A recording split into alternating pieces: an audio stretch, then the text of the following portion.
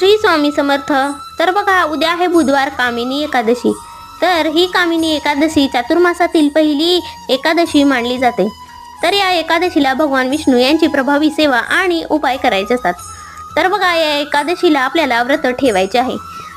जो कोणी या कामिनी एकादशीचे व्रत करतो त्याला मोक्षाची प्राप्ती होते असे म्हटले जाते. त्याचबरोबर बघा, या कामिनी एकादशीच्या दिवशी भगवान विष्णू यांची सर्वात प्रभावी सेवा म्हणजे विष्णू सहस्त्रनामाची सेवा आपल्याला करायची असते.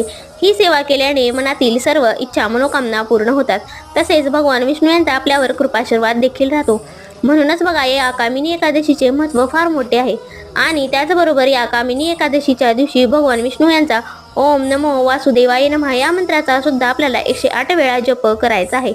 तर बघा, उद्या या कामिनी एकादशीच्या दिवशी या सर्व सेवा केल्याने आपल्या मनातील सर्व इच्छा मनोकामना पूर्ण होतात आणि भगवान विष्णू यांचा आपल्यावर कृपाशीर्वाद राहतो. श्री स्वामी समर्थ.